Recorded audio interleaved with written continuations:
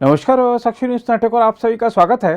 केंद्रीय सड़क परिवहन और राजमार्ग मंत्री नितिन गडकरी ने हरियाणा को एक बड़ी सौगात देते हुए मंगलवार को सोनीपत में दिल्ली से पानीपत 8 लेन राष्ट्रीय राजमार्ग 44 पर 11 फ्लाईओवरों का लोकार्पण किया।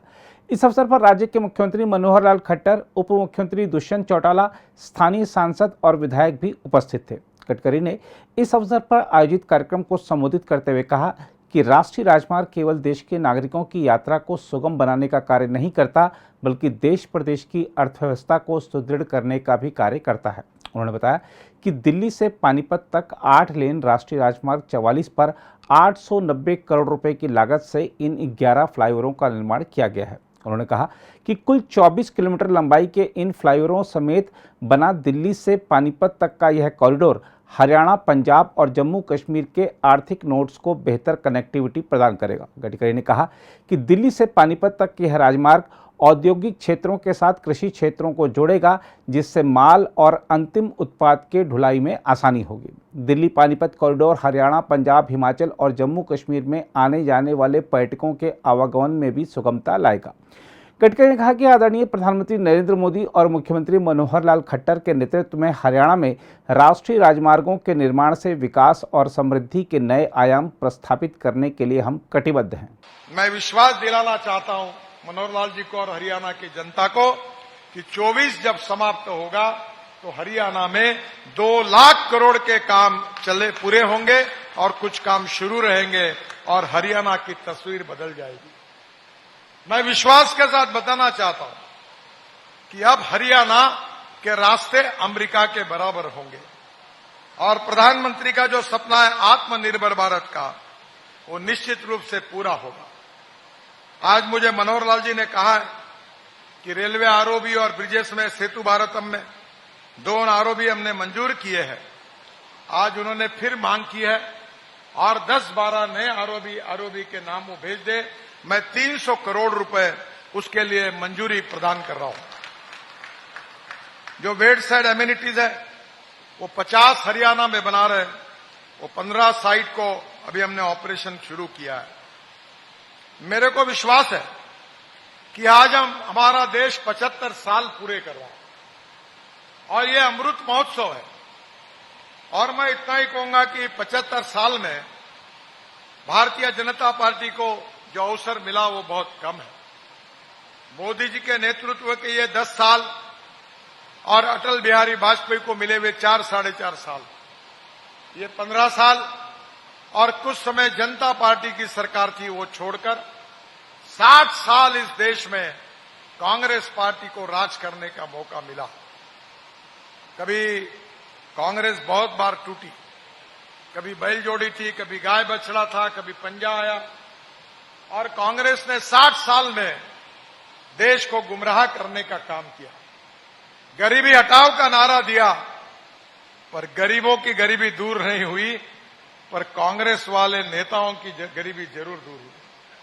और इस 75 साल के इतिहास के बारे में मैं ये कहना चाहूंगा कि 60 साल में जो कांग्रेस नहीं कर सकी, वो केवल 10 साल में मोदी जी के नेतृत्व में उससे दुगना काम हमने करके दिखाया।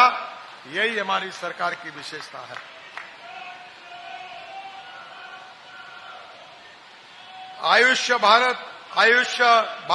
आयुष्मान भारत योजना में हमने योजना शुरू की, 37 करोड़ लोगों को फायदा हुआ। पीएम उज्ज्वला योजना में गैस कनेक्शन दिए, 10 करोड़ लोगों को दिए।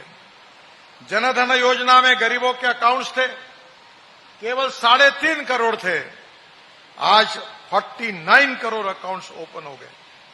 स्वच्छ भारत अभियान में 12 करोड़ टॉयलेट हमने बनाए। पीएम किसान सम्मान निधि योजना में 11 करोड़ किसानों को अनुदान दिया। मुद्रा योजना में जो रोड पर बैठने वाले, टपरी पर करने वाले, व्यवसाय करने वाले लोग हैं, ऐसे 40 करोड़ लोगों को हमने बैंकों से माइक्रो क्रेडिट और लोन करा के दिया। प्रधानमंत्री आवास योजना में 3 करोड़ लोगों को घर बना के दिए। पीएम सुरक्षा बीमा योजना में 30 करोड़ लोगों को सुरक्षा बीमा स्कीम का फायदा दिला। जीवन ज्योति बीमा योजना में 14 करोड़ लोगों को फायदा दिया। स्मार्ट सिटी मिशन, जल जीवन मिशन में 12 करोड़ कनेक्शन हमने आज तक दिए हैं पानी के लिए। डिजिटल इंडिया में करीब 6 करोड़ लोगों को फायदा, सेंट्रल में फायदा हुआ है। बहुत सी योजना है, सबका अगर मैं नाम लूं तो समय जाएगा, पर मैं कहना चाहता हूं कि आज करीब करीब हमारी 10 साल में 32 योजनाओं के द्वारा हमने इस देश के करीब 100 करोड़ लोगों को अलग अलग प्रकार के बेनिफिट देने का काम किया है। इस देश के गांव, गरीब मजदूर, किसान का कल्याण कैसे हो, देश को गरीबी, भूखमरी और बेरोजगारी से मुक्ति कैसे मिले। अभी मेरा एक इंटरव्यू हुआ तो उनने मुझे पूछा कि आपके कार्यकाल में सबसे अच्छा काम कौन सा हुआ। तो मैंने उनको कहा कि सबसे अच्छा काम अगर कोई हुआ है तो 1 करोड़ लोग आदमी को आदमी ढोने का काम करते थे, साइकिल रिक्शा चलाते थे, कंधे पे लेकर चलाते थे। हमने उस योजना को बंद किया, मैकेनाइज्ड ड्रिवन ई रिक्शा लाई। अब किसी का शोषण नहीं होता। अब 1 करोड़ लोग electric mechanised driven e rickshaw चलाते हैं, ई कार चलाते हैं, कोई पीठ पे बोरा नहीं रखता। ये क्रांति हमारे सरकार ने गरीबों के लिए की है। मुझे विश्वास है कि मोदी जी के नेतृत्व में हमें आत्मनिर्भर भारत बनाना है, सुखी, समृद्ध, संपन्न, शक्तिशाली हिंदुस्तान, दुनिया की सुपर इकोनॉमिक पावर, $5 ट्रिलियन की इकोनॉमी, देश के युवाओं को रोजगार देना है, किसानों को उनके फसल के सही दाम देने हैं, और इतना ही नहीं तो किसानों के खेत को पानी भी देना है। मनोहर लाल जी को याद होगा कि मैं जब वाटर रिसोर्सेस मंत्री था तो कश्मीर, हरियाणा, पंजाब, उत्तराखंड, हिमाचल बहुत झगड़े थे। दिल्ली 23 झगड़े थे, 40 साल से थे। मैंने उसमें से 18 झगड़े मिटा दिए। हरियाणा को मिलने वाले पानी के उत्तराखंड और हिमाचल के प्रोजेक्ट क्लियर करके दिए ताकि हरियाणा में पानी नहीं कम न पड़े। बहनों और भाइयों, देश की गरीबी दूर हो रही है, युवाओं को रोजगार मिल रहा है, सस्टेनेबल डेवलपमेंट में अच्छा इंफ्रास्ट्रक्चर प्राप्त हो रहा है, गांव, गरीब, मजदूर, किसान का कल्याण हो रहा है। ये 9 साल का इतिहास देश के विकास का इतिहास है, और ये जो कुछ काम हुआ है इसका श्रेय मुझे नहीं है, इसका श्रेय मनोहर लाल जी को नहीं है, इसका श्रेय आदरणीय मोदी जी को नहीं है। इसका श्रेय अगर किसी को है तो मेरे सामने बैठी हुई जनता को है। आप हरियाणा में 10 के 10 चुनकर नहीं देते, कौशिक जी सांसद नहीं बनते, मेजॉरिटी नहीं आती, तो हमारी सरकार कहां से आती।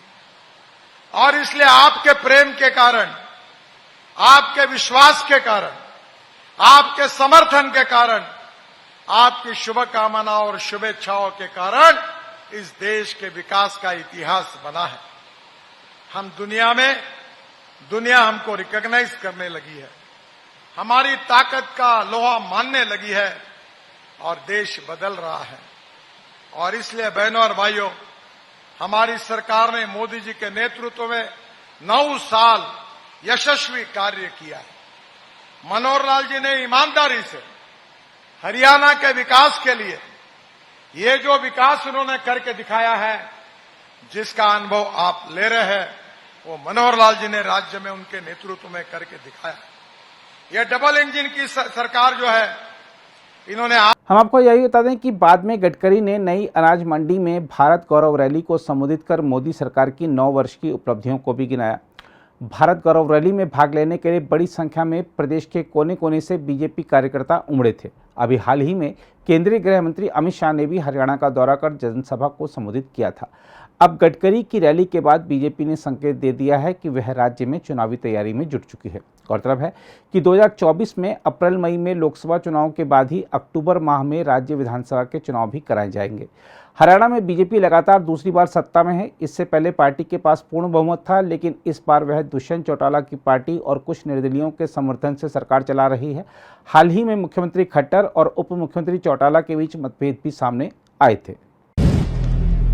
अगर आप भी लेना चाहते हैं देश दुनिया की तमाम जानकारी तो आज ही सब्सक्राइब करें हमारे चैनल को। साथ ही नीचे दिए बेल आइकन को जरूर दबाएं ताकि हर अपडेट आप तक पहुंच सके।